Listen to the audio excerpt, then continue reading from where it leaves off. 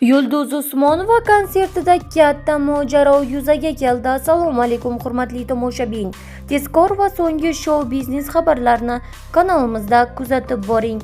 29-may kuni ijtimoiy tarmoqlarda Namangan viloyatida bo'lib o'tgan Yulduz Usmonovaning konsertida tashkilotchilar 2400 o'rinlik joyga 7000 dan ortiq chipta sotgani va oqibatda tomoshabinlar konsertga bostirib kirgani aytilgan. Xabarlar tarqaldi. Mazkur xabarlar yuzasidan Ichki ishlar vazirligi Jamoat xavfsizligi departamenti munosabat bildirdi. Qayd etilishicha, konsert dasturi joriy yilning 28-may kuni bo'lib o'tgan. Konsert o'tkazilgan Davlatobod tumani G'irvonsoy ko'chasida joylashgan Afsonalar vodiysi bog'ining yozgi amfiteatri ikkinchi sektordan iborat bo'lib 2664 nafar tomoshabinga mo'ljallangan. Tadbir tashkilotchilari tomonidan konsert kuni taklifnoma asosida kiradigan fuqarolar uchun amfiteatrning oldi tomoniga qo'shimcha yana 500 ta o'rindiqlar qo'yilgan.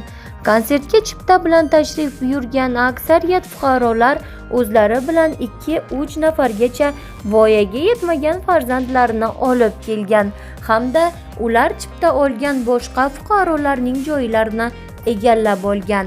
Shu sabablar amfiteatr o'rindiqlari to'lib qolgan va ko'plab tomoshabinlar zalga kira olmagan.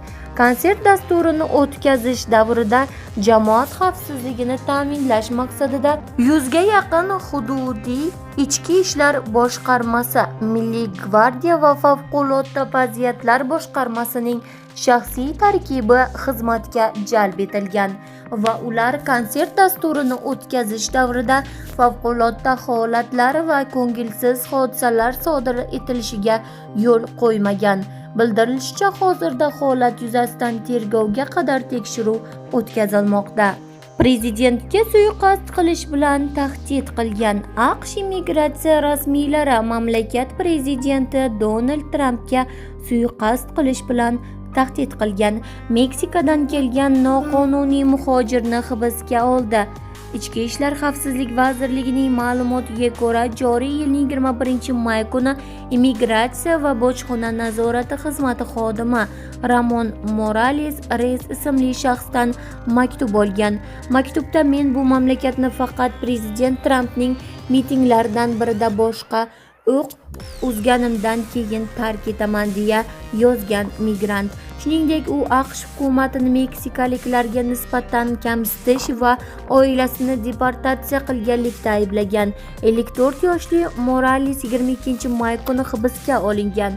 Ichki xavfsizlik vazirligining aniqlik kiritishicha, u 1998-yildan 2005-yilgacha AQSh chegarasini noqonuniy ravishda kamida 9 marta kesib o'tgan.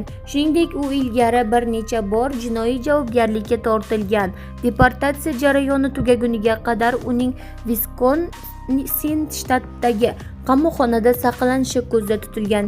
Tergovchilarning taxminicha bu maktub boshqa bir shaxs tomonidan ataylab yozilgan. Sababi Reyes hozirda talonchilik va hujum bo'yicha sud jarayoni bo'layotgan ishda jabrlanuvchi sifatida qayd etilgan. Ular maktub orqali Reyesni sud bo'lishidan oldin deportatsiya qilishga erishmoqchi bo'lishgan.